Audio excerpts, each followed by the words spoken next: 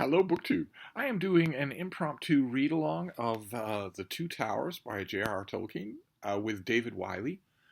And we're both diehard Tolkien fans, and I think he was probably assuming that we would do a video a week, something like that, because we've broken The Two Towers. There you have Barad-dûr and Orthanc in matching towels.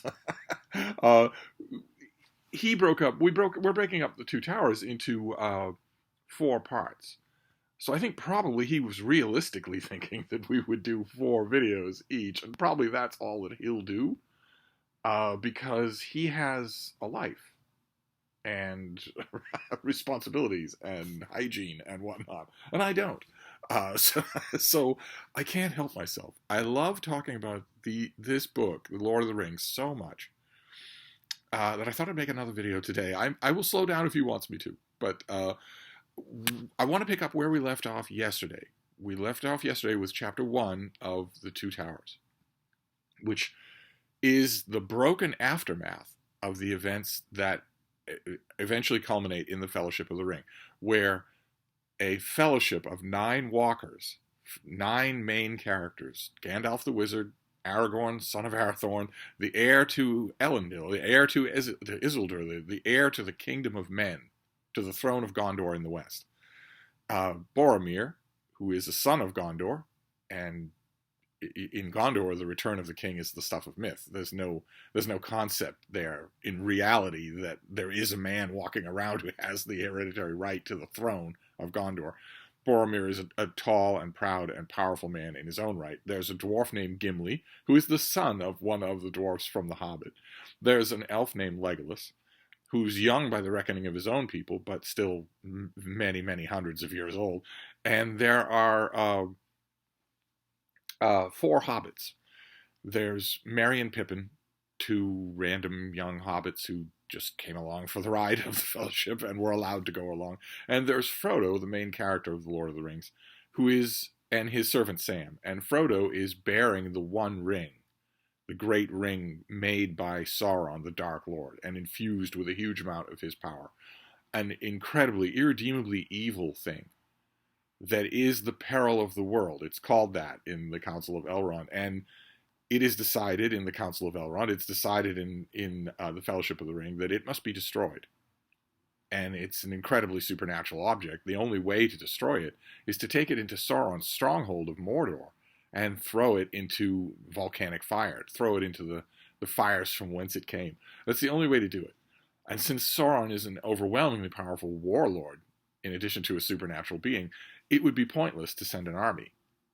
So instead, a small band of travelers is selected and sent out carrying the ring, and immediately meets with disaster. Multiple disasters. The Fellowship barely lasts any time at all before it falls apart. Gandalf is lost, for instance. He falls into a chasm fighting a monstrous creature called a Balrog.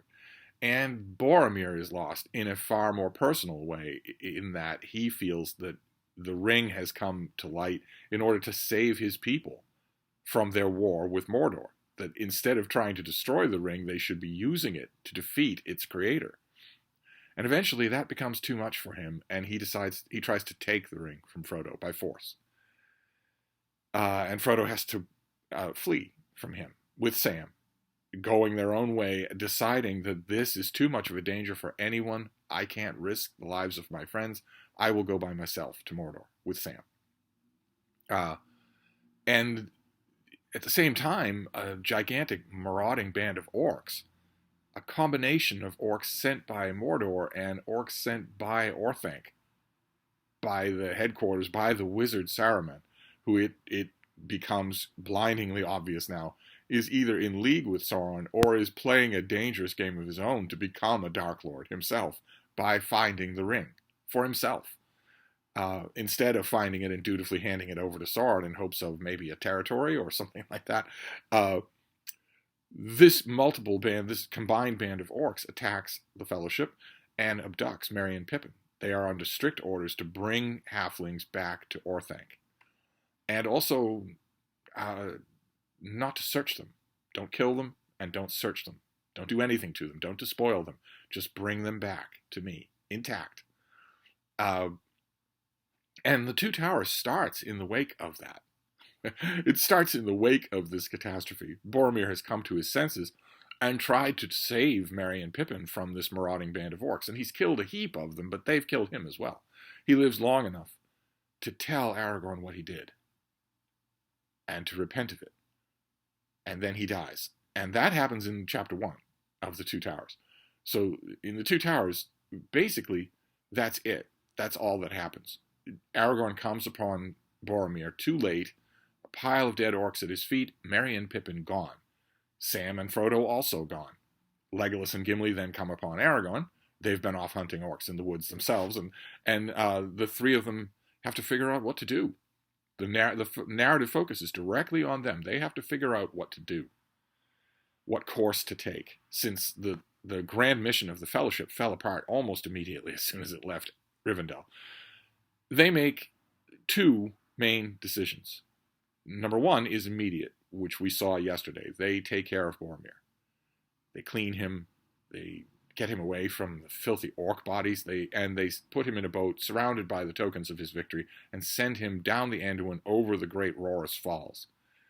They don't have the time or the equipment or the material to build a tomb for him or bury him. So that's the best they can do. And we saw that yesterday. And the broader course of action that they take is, as I said yesterday, a moral imperative. They don't actually have a choice if they're going to be good guys. They have two. Technically, they have two choices. They could either chase after Frodo and Sam to reunite with them and continue as much of the Fellowship's mission as possible. So it would be, the five of them who would continue on to Mordor. Or they can save Merry and Pippin. Or at least try to. And what kind of a fellowship, what kind of a hero quest would it be if they made the first choice? So they don't make the first choice. They make the second choice, which is to gather as much equipment as they can carry and run after the orcs who have abducted Merry and Pippin, who have a huge head start and who are not sleeping. They're not resting by day or night, like the whips of Sauron were behind them. So the chase is kind of hopeless. They kind of know that unless the orcs meet with some sort of obstacle or pause in some unforeseen way, they won't catch up. But they have no choice. And so they take off. The very end of chapter 1 is them springing like deer at full speed into, on the chase, on the path of this marauding orc band. And then we get to chapter 2, which is the Riders of Rohan. And the beginning of chapter 2 is going to bring back bad memories for a lot of first-time Tolkien readers. A lot of first-time Tolkien readers either hate or are stopped by a feature of Fellowship of the Ring, the first part of this book, which is, as one reader put it a few years ago, endless walking. The Fellowship of the Ring is there are large chunks of it that are endless walking. People going places on foot. Hugely described. Page after page after page after page after page of it. Now, I did a read-along to Lord of the Rings years ago, and I tried to point out that there are parts of that are beautiful, and it is broken up. Tolkien wasn't abandoning his readers. He knew what he was doing. I think one of the main narrative brilliant strokes of genius in Lord of the Rings is its pacing. The way that it expands and contracts between very small and very epic. I think Tolkien was very wise in realizing that if it was all very epic, that would end up being just about as tiresome as if it were all very small. Now, I say that against my own instincts because the very small parts of this try my patience as much as they try the patience of anybody else. And the epic parts, I think, are better than any epic that's ever been done.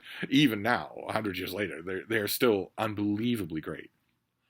We're going to see the tension between those two narrative voices, those two kinds of tenses, much more clearly as the Two Towers goes on. We're going to see that much more clearly because Tolkien makes a decision about the variation between the very small and the very grand. And that decision, that author decision has been debated ever since. And I've debated it many times, but we're not there yet. We're in chapter 2 now. And chapter 2 retains the tight focus on the trio of our heroes, Gimli, Legolas, and Aragorn. A fascinating trilogy that we learn more about now. We learn quite a bit about all three of them in the course of this chapter.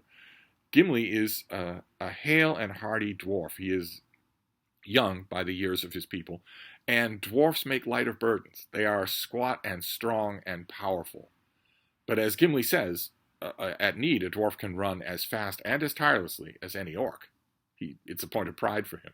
Legolas is also young by the years of his people, and otherworldly in the way that Tolkien's elves are. He's of the woodland realm. He's the son of King Thranduil.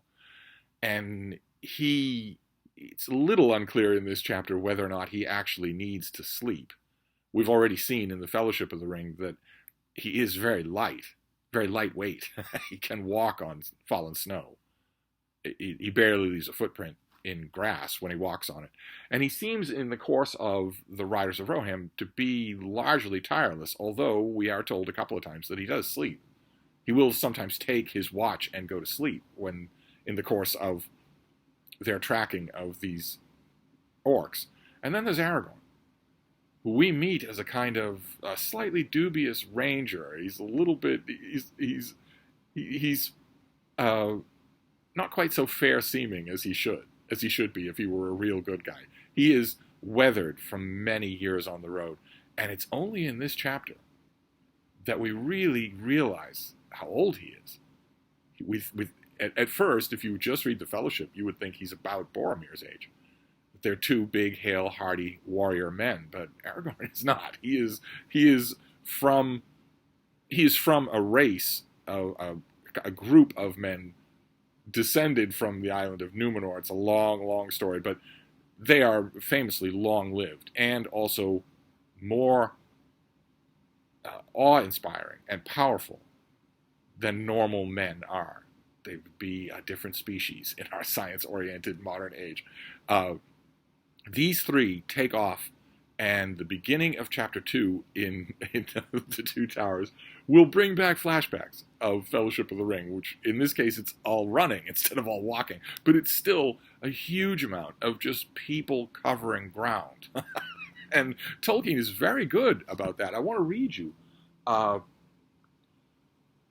just a portion of what I'm talking about, where Tolkien's, I think we lose track of it, especially if we're concentrating on the plot. And this plot is well known. Even fantasy readers who haven't read Lord of the Rings are well familiar with the plot. I think we lose track. I mentioned this, or I've made this point before in certain parts of the Fellowship of the Ring, even in the tedious walking parts, where Tolkien brings in beautiful poetic language. You're going to get that in the sections of this book that don't have a lot of action. And there's a passage, I picked it at random, from the Riders of Rohan that I want to read to you. This is just told from the point of view of our three pursuers. They are covering ground, just day after day. They are covering ground. The ground is described. The sky is described. Their decisions about whether or not to stop and sleep or what direction to take, those are all described in detail. But we get passages like this. Before them in the west, the world lay still, formless and gray. But even as they looked, the shadows of night melted. The colors of the waking earth returned. Green flowed over the wide meads of Rohan. The white mist shimmered in the water vales. And far off to the left, 30 leagues or more, blue and purple, stood the white mountains, rising into peaks of jet, tipped with glimmering snows, flushed with the rose of morning. That is gorgeous. Just tossed there like nothing. It's gorgeous. And that happens all throughout this chapter. You get bits and pieces like that all throughout this chapter, which I think is terrific. In the course of their chasing of this orc band, they make use of another skill that Aragorn has. He has it far in advance of pretty much anyone, but certainly far in advance of Legolas and Gimli, and that is his abilities as a tracker.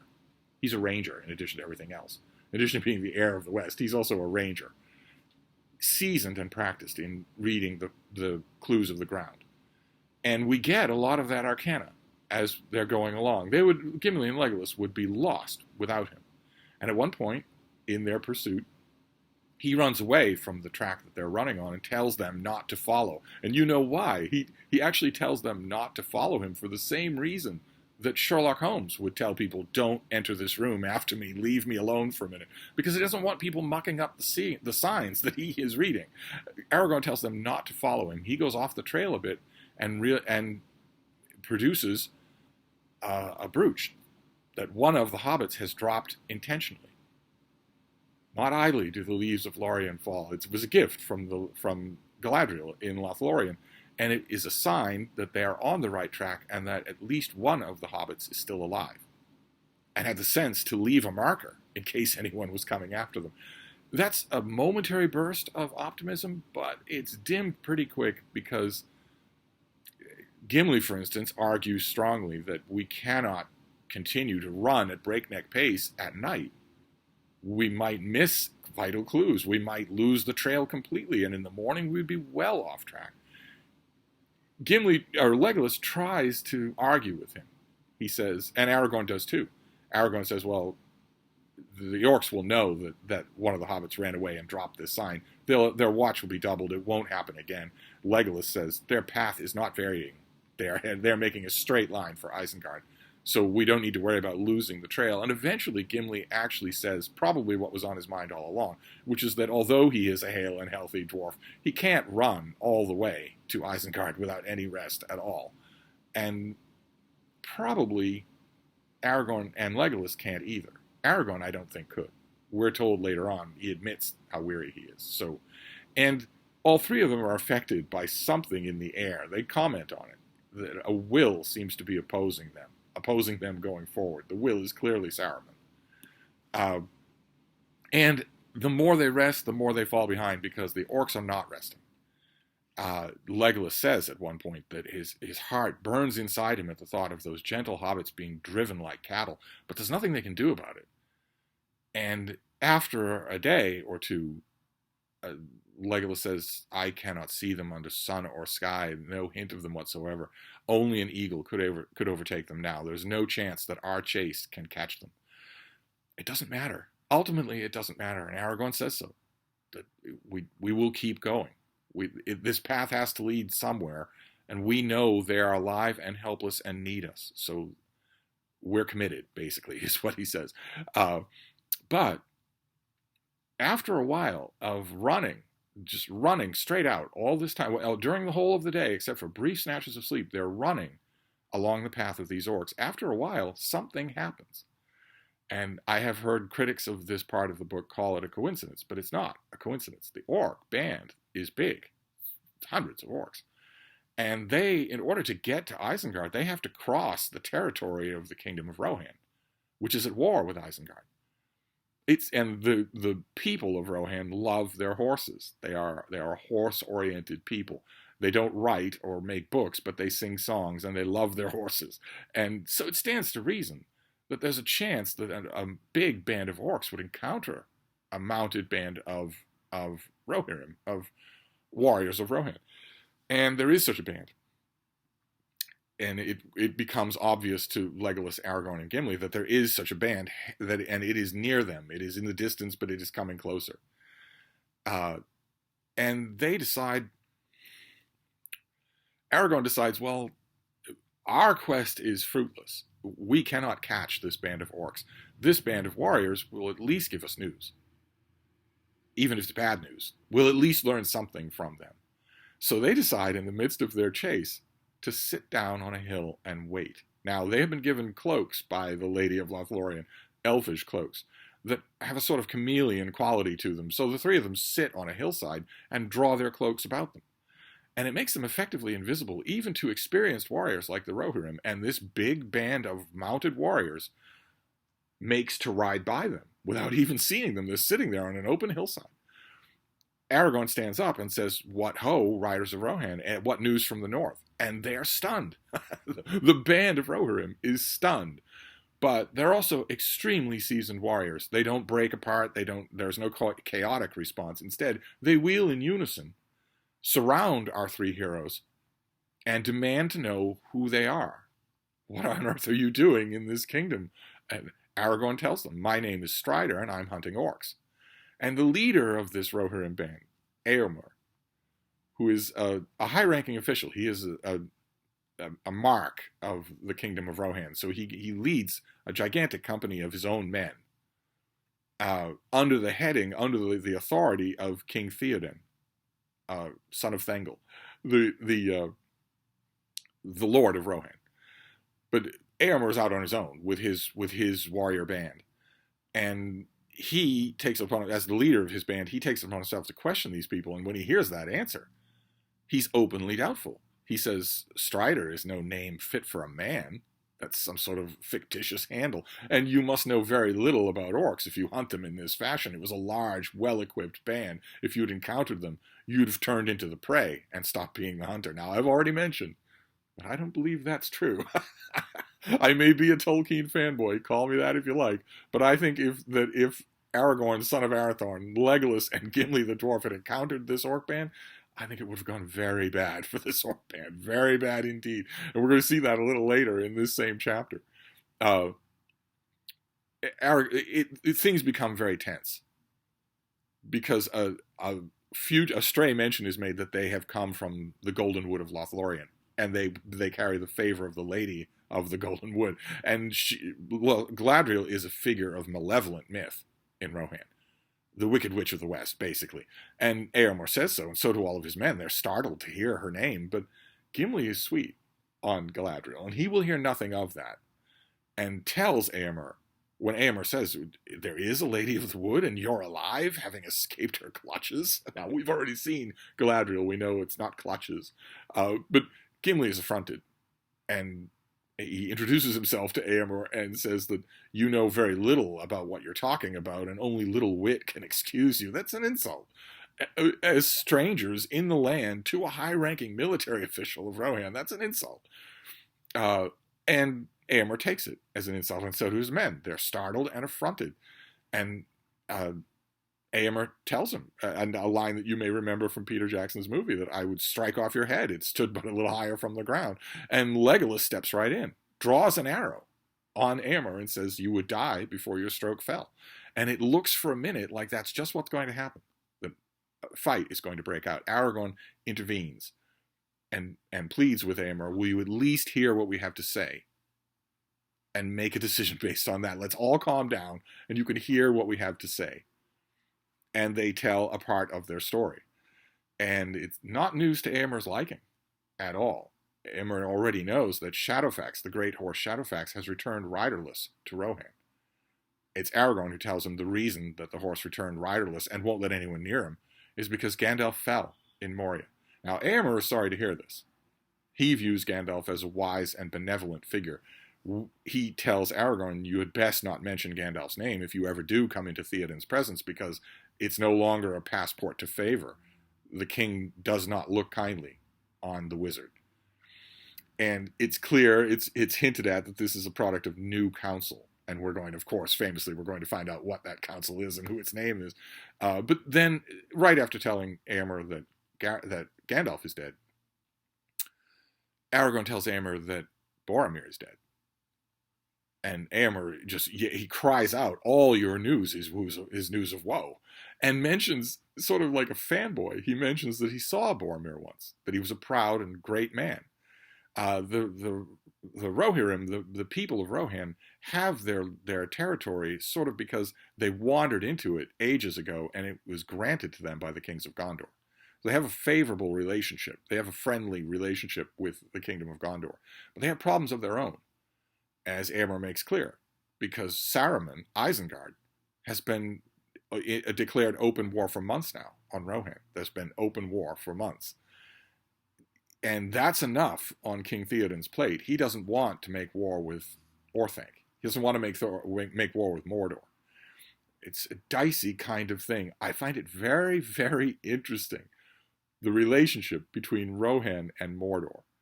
In the Council of Elrond, when Gandalf is telling the story of how Gwaihir, the Windlord, the gigantic eagle who saved him from the Tower of Orthanc, is bearing him away, Gandalf recounts a conversation that he had with Gwaihir. And Gwaihir tells him that the people of Rohan pay a tribute of horses to Mordor. Which is, again, the Rohirrim love their horses. It seems unthinkable, just unthinkable that would happen. And Boromir, in the Council of Elrond, flatly denies it. And in this chapter, when Gimli and Legolas and Aragorn are wondering what kind of reception they're going to get from these Rohirrim warriors that are coming up to them, Gimli mentions Gandalf mentioned that they pay a tribute of horses to Mordor, and Aragorn flatly says, I don't believe it any more than Boromir did. But Gandalf is taking it. Gandalf's not repeating an idle rumor. He's taking it from someone who would be literally in a position to see it happening. Gwaihir could see it happening. We never actually get a settled answer to that. Is Gwaihir just wrong? But anyway, Rohan doesn't want to be in open war with Mordor yet, and Éomer tells our three heroes, if you're looking for that kind of help, you should move right on, because you're not going to get it here. We have enough troubles of our own with Isengard. We don't need any more than that at the moment. Not cowardice, just pragmatism. And the conversation goes on. They don't really know what to do. And gradually, Aragorn and Legolas and Gimli explain their mission, which is we are tracking that band of orcs that you talk about because they had two of our friends as captives, and we want to rescue our friends. And Éomer says, we encountered that band just a little while ago. That's what we're coming from. And we slew them all. We despoiled the bodies and burned them, as is our custom. And our heroes are crushed. All this way for that? For that ending? To have Merry and Pippin be killed by accident by the good guys? They stress, they try to clarify things with Éomer. They try to say, well, our friends weren't orcs, and they weren't men. They would have looked like children to you. They would have been small. They would have stuck out. And Éomer says, there were no children and there were no dwarfs. We saw only orcs. And Gimli is a little upset, a little irritated, says, we're not talking about children or dwarfs here. We're talking about hobbits. And Éomer says, well, that's an odd name. And Gimli says, they're halflings. They're halflings from your own mythology. And Éomer is amazed. And so are all the rest of his riders. They say, halflings, laughed the rider that stood beside Éomer. Halflings? But they are only little people in old songs and children's tales out of the north. Do we walk in legends or in the green earth in daylight? And Aragorn responds, a man may do both. For not we, but those who come after will make the legends of our time. The green earth, you say? That is a mighty matter of legend, yet you tread it under the light of day.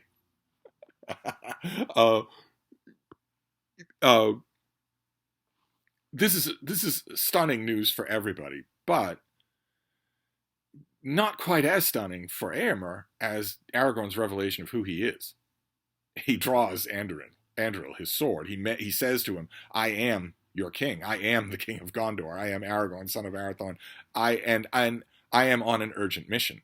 We're told in the course of that revelation that Legolas and Gimli are amazed. They've never seen Aragorn like this before, where he suddenly looks like what he really is. We get the strong impression throughout the book that Aragorn, the blood of Númenor runs particularly true. That he is more like Isildur than most of the men who have been in the line between him and his illustrious forebear. Curious enough, we're also told the same thing about another character later on, that he also is kind of a recurrence of a pure version of his own bloodlines. We're told that about a character later on. We'll get to it. And we're also told that about Shadowfax. That there were horses and there were horses, and then all of a sudden in him suddenly was the blood of the old great horse lords of old. Kind of interesting as a detail. But Éomer's stunned and doesn't know what to do. And he expresses it because he assures Aragorn, there is no hope. You say that you want to pursue your friends, the trail of your friends, as long as hope remains, but hope does not remain. We did not see anything. We were there. We killed these orcs. Nothing got by us. And Aragorn points out to him, well, our friends had cloaks just like ours, and you rode right by us in the broad light of day. And Éomer says, oh yeah, I'd forgotten about that. And he says, it is hard to be sure of anything among so many marvels. The world is all grown strange. Elf and dwarf in company walk in our daily fields, and folks speak of the Lady of the Wood and yet live. And the sword comes back to war that was broken in the long ages ere the fathers of our fathers rode into the mark. How shall a man judge what to do in such times? And Aragorn answers him, the only answer that he could possibly make, a true answer, I may add, for us.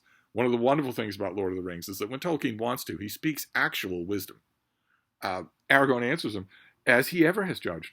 Good and ill have not changed since yesteryear, nor are they one thing among elves and dwarfs and another among men. It is a man's part to discern them, as much in the golden wood as in his own house. Wonderful. Absolutely wonderful. Now, Éomer tells him, according to our law, Éomer already makes it clear in the course of their discussion that he is doing what he's doing, riding out with his warband, seeking a band of orcs, patrolling his kingdom in direct defiance of the king. He does not have permission to be doing what he's doing. But that doesn't mean he's a renegade. And he tells Aragorn the law is clear, that we do not allow strangers to wander in the land, not in this time of war. So according to the law, I must bind you and bring you to the king. But I'm hesitant to do it. I don't want to give the word for a battle between 100 men and 3. And again, call me a Tolkien fanboy, but when Aragorn tells him, I at least require that you don't hinder me. I don't require that you help me, but I would like help. I at least require that you don't hinder me, and if you insist on trying to follow your law, fewer of you will return to your king than would have otherwise. Which is his diplomatic way of saying, well, you say it's 100 to 3. I like our chances, and so do I. So do I. But Éomer decides to give our heroes horses, to lend them 3 horses from 3 of his fallen men, and give them free passage to roam around in the land. Go and go on your way. Go and hunt your friends. I'm telling you that's hopeless. We left no one behind. But if you think there's a chance, you seem honorable to me. Here are 3 horses, or here are 2 horses. You can go and do that, and just give me a word that you will return the horses to the king when our errand is done. And our heroes agree, and they ride off. And they eventually get to the pile of orc corpses, and again, the bitterness of this development. Have we come all this way for little Merry and Pippin to have been killed by accident? Or maybe killed by the orcs as a last-ditch method, a latch-ditch thing before the orcs knew they were going to die themselves. How horrible that would be. But there are ambiguous signs, and the pile of orc corpses is right near the eaves of a great wood. Is it possible that the 2 hobbits escaped into that wood before the fighting? So therefore the riders of Rohan would have missed them, but they would still be alive? Is it possible? The chapter ends on that question mark. And as you can see from that description, that means that chapter 2 has just about as little action as chapter 1. It's a long chase scene, punctuated by a long discussion. The same thing as in chapter 1 that we saw. It's a long funeral scene, punctuated by a long discussion. Now, I'm not saying that makes it bad. The more I think about it, the more I think that the endless walking around scenes in the Fellowship of the Ring are not bad either. You're eager, of course, to get to the big story beats of The Lord of the Rings. We all know what those beats are. If you're a fan of the book or even a fan of the movies, you know the 3 big story beats that are coming in the 2 Towers, and you're not there yet. But I maintain that this chapter is beautiful. I think these first 2 chapters are wonderfully, wonderfully done. And we're going to move on. We're going to move on to the next chapter. I don't think that David Wiley had in mind daily videos, but I'm pretty sure he's not going to hold it against me. I still haven't contacted him, but I'm hoping that he won't hold it against me, because I really want to we'll talk about the first 5 chapters of the 2 Towers. That is this weekend. The first weekend in February is the first 5 chapters of the 2 Towers. I don't see why I shouldn't do at least that.